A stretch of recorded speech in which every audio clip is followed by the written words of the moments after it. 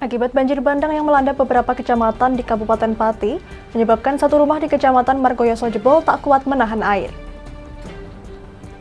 Pecatur kawakan ramaikan turnamen catur Geraha Praja yang digelar di Salsa Foodscape tanggal 26 hingga 27 November 2022.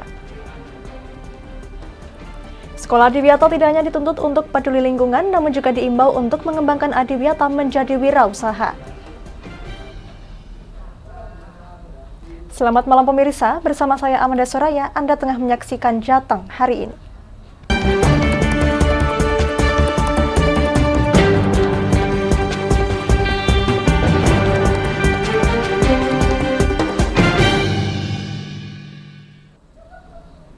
Banjir menerjang beberapa wilayah di Kabupaten Pati. Salah satu yang terparah yakni di Desa Ngemplak Kidul, Kecamatan Margoyoso. Satu rumah jebol akibat banjir bandang tersebut dan barang-barang berharga di dalamnya ikut terbawa arus.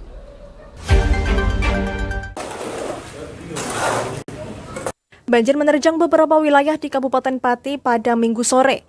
Salah satu yang terparah yakni di Desa Ngemplak Kidul, Kecamatan Margoyoso, Pati. Satu rumah milik warga jebol akibat banjir bandang tersebut. Diketahui tingginya volume air membuat tanggul dinding drainase di depan rumah milik Sunardi jebol. Akibatnya air menerjang rumah milik Sunardi dan menjebol dinding rumah serta menyeret barang-barang berharga yang ada di dalamnya. Tanya itu Sunardi yang sebelum kejadian sempat ingin menempel dinding drainase yang bocor juga terluka akibat terkena batu dinding drainase yang jebol terseret air. Karena saat itu lagi jarang ngerjain tugas sama istri saya melihat hujan. Semakin deras saya ada yang bocor. Saya kan antisipasi terus ganti baju, berusaha untuk membuntuti itu yang bocor tadi. Nggak lama kemudian malah rubuh tanggungnya. Makanya saya sempat terseret arus, Mas, sampai ke dalam rumah. Karena rumah saya kan jebol semua. TV, kulkas, meja kursi, divat, semuanya ikut. Pokoknya peralatan dapur juga bersih, Mas. Gas-gas semuanya nggak ada yang tersisa. Sementara itu, Babinsa 06 Ngemplak Kidul Komedi yang juga ditemui di lokasi mengungkapkan, setidaknya terdapat 10 rumah yang paling terdampak banjir tersebut. Ya, air dari gunung mengalir deras, hujan lebat dari pegunungan sana ini. Kalau tidak bisa menampung air, akhirnya meluap, itu jebol. Rumah yang terdampak ada 10 rumah kemarin itu. Saya sebagai Babinsa mendata semua itu, saya lakukan pemantauan. Sementara itu, pasca kejadian banjir yang berakibat satu rumah jebol tersebut, warga terlihat gotong royong untuk memperbaiki tanggul dinding drainase yang jebol serta memperbaiki rumah Sunardi yang rusak akibat terjangan banjir. Dari Pati, Fajar Mukti, Lingkar TV, melaporkan. Menghadapi musim penghujan dan cuaca ekstrim, tim SAR Brebes siaga dengan melakukan latihan vertical rescue untuk mengevakuasi korban bencana alam yang berada di bawah tebing atau di dalam sumur.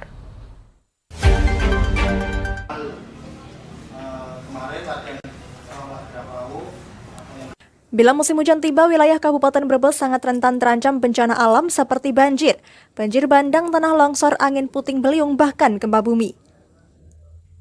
Untuk menghadapi bencana alam, beberapa relawan yang tergabung dalam tim SAR Brebes mengadakan latihan vertical rescue atau evakuasi korban yang berada di bawah tebing atau terjerumus di dalam sumur.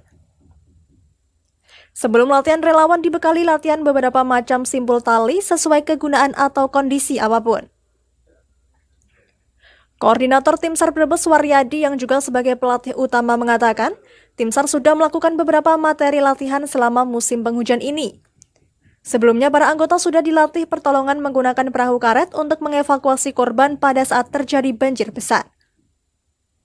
Untuk vertical rescue yaitu agar anggotanya memiliki keterampilan ketika terjadi kecelakaan di tebing-tebing curam, juga mengevakuasi korban yang berada di dalam sumur baik dalam keadaan masih hidup ataupun sudah meninggal.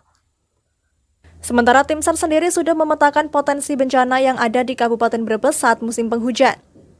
Untuk wilayah selatan yang kondisi alamnya pegunungan biasanya terjadi banjir bandang dan tanah longsor.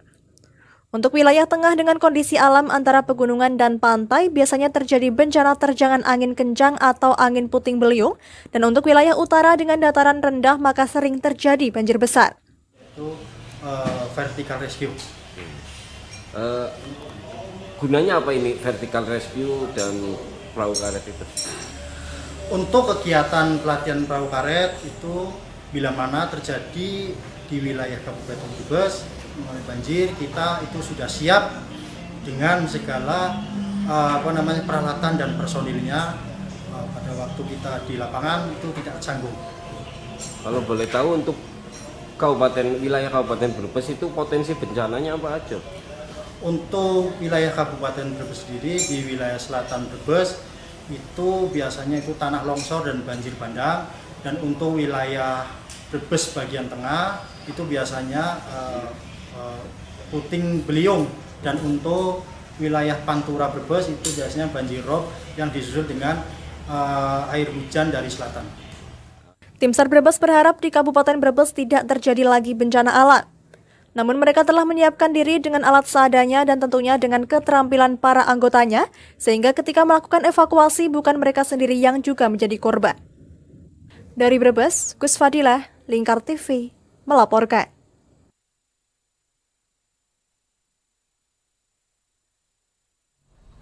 Rumah Sakit Umum Daerah Kabupaten Kendal selain membuka layanan sore hari, juga akan menambah peralatan medis yang belum dimiliki oleh rumah sakit di Kendal, sehingga diharapkan akan menjadi tempat rujukan dari rumah sakit di sekitar Kabupaten Kendal. Bisa Sapajatan dimanapun Anda berada, membahas mengenai standar pelayanan kesehatan. Rumah Sakit Daerah Dr. Suwondo Kendal selalu berbenah dalam pelayanan masyarakat seperti aplikasi mendaftar periksa di rumah sakit hingga fasilitas yang dimiliki oleh RSUD Kendal. Pasien bisa cepat sembuh tidak hanya dari faktor obat, namun ada beberapa faktor yang bisa menyembuhkan penyakit pasien, antara lain dari segi pelayanan. Dari segi fasilitas, rumah sakit telah menyiapkan penataan ruang dan taman sehingga pasien merasa nyaman layaknya tidur di hotel. Rumah Sakit Dr. Suwondo Kendal dalam waktu dekat juga akan mendatangkan beberapa fasilitas alat kesehatan, antara lain alat untuk operasi jantung, fotoscan dengan kecepatan tinggi, sehingga pergerakan organ tubuh yang kecil bisa termonitor dan dokter bisa dengan cepat mendiagnosa. Direktur RSUD Kendal Dr. Saiku mengatakan, saat ini RSUD Kendal mulai melakukan pembenahan pelayanan, baik pelayanan medis maupun pelayanan fasilitas medis dan rumah sakit, sehingga diharapkan pasien yang datang di RSUD Kendal merasa nyaman dan bisa cepat sembuh. Yang terutama di radiologi itu sudah ada mamografi, ada panoramik, ini yang insya Allah di Kabupaten Kendal yang rumah sakit yang belum dimiliki, sehingga harapannya untuk pemeriksaan penunjang itu bisa dirujuk ke Rumah Sakit Dr. Suwondo. Selain itu juga ada CT scan. CT scan itu juga kita baru punya yang 64 slice. Nah, untuk yang tahun depan ini akan kita tingkatkan menjadi 128 sehingga bisa membaca untuk organ-organ yang bergerak gitu. Kalau yang 64 slice ini kan untuk organ-organ yang sifatnya statis atau diam gitu. Wakil Bupati Kendal Windu Sukobasuki mengatakan, saat ini RSUD Dr. Suwondo Kendal mulai meningkatkan kualitas pelayanan maupun kualitas penanganan pasien. Saat ini RSUD Kendal punya 35 dokter spesialis, artinya dalam penanganan pelayanan pasien bisa maksimal. Rumah Sakit Suwondo tentu adalah sebuah rumah sakit pemerintah daerah, di mana dalam pengoperasiannya rumah sakit ini adalah badan layanan usaha daerah yang tentunya dibiayai oleh rumah sakit sendiri tanpa APBD. Pemerintah sebagai pengawas dan pembina dalam pelayanan dalam pelaksanaan kegiatan operasional di rumah sakit ini selalu mengedepankan tentang pelayanan yang prima kepada masyarakat yang membutuhkan di Kabupaten Kendal. Bukan saja dari sisi tempat, tapi juga dari sisi medis pun kita akan mengedepankan pelayanan yang lebih baik. Dan bukti bahwa hari ini Rumah Sakit Suwondo sudah memulai meningkatkan khususnya masalah pembangunan di rumah sakit ini. di mana kita ke depan akan memperluas kurang lebih 3,5 hektar dari yang ada sekarang, dengan harapan segala sesuatu pelayanan yang dibutuhkan oleh masyarakat ini sudah lengkap ada di rumah sakit ini. Prinsip kita akan memberikan sebuah pelayanan yang baik. Kita akan mendatangkan dokter-dokter spesialis yang cukup bagus, dan bahkan hari ini dokter spesialis kita ini sudah cukup banyak, yaitu kurang lebih 35 orang, sehingga masyarakat sudah tidak lagi berpikir untuk berobat di luar Kabupaten Kendal, karena segala sesuatunya di Rumah Sakit Suwondo ini sudah cukup memadai dalam memberikan pelayanan yang jauh lebih baik daripada rumah sakit yang ada. Basuki berharap RSUD Kendal meningkatkan pelayanan sehingga dapat menjadi tempat rujukan pasien dari rumah sakit sekitar Kendal. Dari Kendal, Muhammad Arya, Lingkar TV, melaporkan. Jangan kemana-mana pemirsa, kami akan kembali usai jeda pariwara. Tetap bersama kami.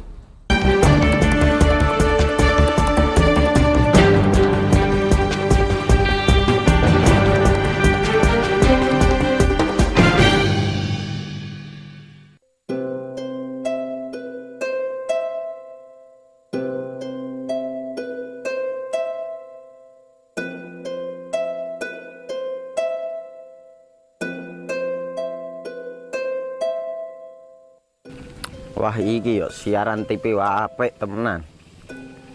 Filme cocok karo suasanane. Elah.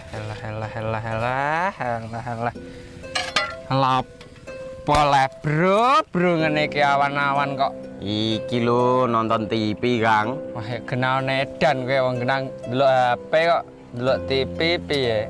Wah kurang update kowe iki, Kang. Lho maksudnya piye kok ngarane aku update itu? Iki lho deloken aku nonton TV tenan. Kok kira nonton HP? Wong delok HP ngono kenal nedan HP iki. Iki lho delok siarane. Lho, kok iso ya? Yo TV apa? Jenenge Lingkar TV, Kang. Saiki erane TV kok ngene iki. Kok Lingkar TV nek diae awak dhewe panggone iso nonton TV lewat HP. Kok ngene iki. Ana film-film ngene iku ya? Iya, filme apik-apik kaya ngene iki. Awak dhewe nek sawah leren mbut gawe iso leren ndelok film-film ngene iki. Padha iso ngene iku. Iso, ora ketinggalan karo cah-cah kae. Lho. HP ku kok ora iso tak nggo ngono piye carane iki? Iki lho Rip, tak doi carane. Piye? Kowe buka Play Store. Play Store, Mas. Yo iku pokoke. Play Store apa? Ketik Lingkar TV. Engko lek wis ngono, klik install. Nah, engko wis ana metu menune Lingkar TV karek ndelok siaran apa ae. Film-filme apik-apik. Berarti film channel Lingkar TV metu nang kene kabeh ra? Iso. Filme wah cocok karo suasana cara didelok ya. Oh, wis iki iso iki. Iya metu kabeh ngene TV wah. Iya. Kondiange ya. Mangkane Lingkar TV filme apik-apik kabeh. Iya, aku ngene kok. Lagi reti iki aku malah. Sekolo, Iya. ana bocah-bocah ajak delok. Heeh, ben seru nang kene ya, Pak. Wabek. Rene lo. Tak deloki apik-apik ana film Jos iki.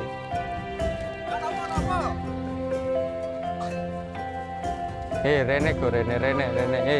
Oh iki lho tak deloki film nang Lingkar TV. Solutif dan terpercaya.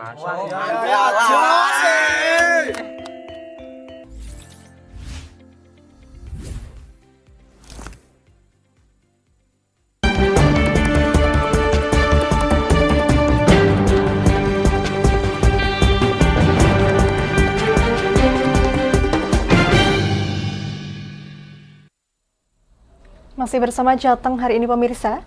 Sebagai sekolah di Wiatal tidak sekedar menerapkan hidup peduli lingkungan, namun harus bisa memberikan nilai yang lebih dengan mengembangkan kewirausahaan.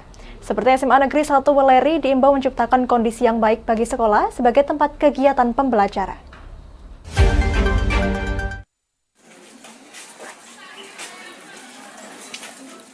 Sebagai upaya peningkatan mutu pendidikan di era milenial, SMA Negeri 1 Weleri Kendal mencoba mengimplementasikan konsep adiwiyata ini dengan kewirausahaan. Untuk itulah perlu pemahaman bersama untuk mendapatkan masukan sehingga meningkatkan mutu di bidang kewirausahaan. Melalui in-house training nantinya akan memperkuat komunikasi, konsultasi, koordinasi, dan kolaborasi dengan stakeholder, baik internal maupun eksternal, sehingga konsep adiwiyata ini bisa memberikan nilai yang lebih melalui kewirausahaan yang ada.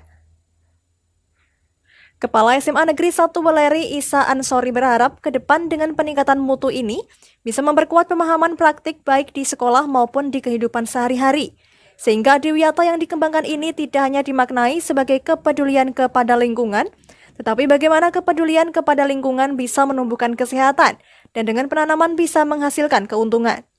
Komponen yang ada di sekolah ini memperkuat posisi pemahaman dan praktek adiwiyata baik di sekolah maupun dalam kehidupan. Bentuknya apa, Pak? Gimana? Bentuknya nantinya apa? Bentuknya di sini adalah bahwa karena pemahaman itu berarti bagaimana adiwiyata itu dipahami secara makro, bukan hanya sekedar tinggal lingkungan, tapi bagaimana lingkungan itu memberikan kontribusi nilai plus kepada kehidupan manusia. Misalnya apa? Yang berikutnya adalah bahwa kebersihan itu menjaga kesehatan. Kemudian dengan penanaman maka akan menimbulkan produksi-produksi yang akan membantu keuangan di bidang pengembangan ekonomi masyarakat itu. Harapannya ke depannya, Pak? Harapan ke depan kami berharap agar kehidupan di sekolah ini adalah kehidupan yang berkelanjutan baik dari sisi keterampilan maupun kecakapan hidupnya. Anggota DPR RI dari Partai Golkar Mujib Rohmat mengapresiasi kegiatan SMA Negeri 1 Weleri yang mengembangkan konsep adiwiyata dengan kewirausahaan. Menurutnya, sekolah tidak hanya mengajarkan pendidikan keilmuan saja, tetapi juga ikut serta membangun lingkungan. Dikatakan lingkungan sekolah sendiri tidak sekadar menghijaukan, tetapi juga bisa produktif. Mujib Rohmat juga mendorong siswa untuk menanamkan jiwa wirausaha untuk menyiapkan generasi berjiwa wirausaha. SMA Negeri 1 Weleri yang tidak hanya mengajarkan pendidikan keilmuan saja, tetapi juga ada kesadaran untuk membangun lingkungan yang bagus, dan lingkungan itu tidak hanya sekedar untuk mengasrikan dari lingkungan sekolahannya, tetapi juga lingkungan yang sekaligus juga produktif. Karena itu saya melihat tadi ada tanaman-tanaman, misalnya ada tanaman kelapa, kemudian ada tanaman yang istilahnya tanaman sekolah, tanaman obat sekolah yang itu mirip dengan istilah dulu itu tanaman apotek hidup. Saya kira ini sangat bagus sekali, dan kemudian habis ini saya diminta untuk berdialog dengan anak-anak untuk bicara tentang ekonomi kreatif. Saya kira ini merupakan satu kesadaran yang sangat baik, ada knowledge-nya, tapi ada juga jiwa entrepreneurship-nya yang harus dibangun untuk anak-anak kita. Karena objektif memang kalau semuanya orientasinya kepada tenaga kerja, apalagi misalnya pengen semuanya pegawai negeri, nggak cukup tempatnya, mau ke dunia usaha juga, dunia usaha kita juga terbatas. Karena itu jiwa entrepreneur ini menjadi sesuatu yang penting untuk dikembangkan dan menjadi kesadaran dari anak-anak kita. Data dari Dinas Pendidikan, rata-rata anak di sekolah belum memiliki kompetensi literasi secara umum. Untuk itu, dorong terus karakter dan literasi anak didik agar bertahan di masa depan, mengingat tantangan lulusan sekarang hanya sepertiga yang melanjutkan ke jenjang pendidikan lebih tinggi, sedangkan sisanya memilih untuk bekerja dan berwirausaha. Dari Kendal, Muhammad Arya, Lingkar TV, melaporkan.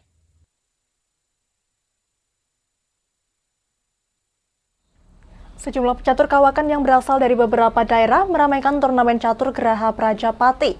Turnamen digelar di Salsa Foodscape lantai 2. Dalam turnamen ini, pecatur asal DKI Jakarta dan Tangerang berhasil naik podium juara.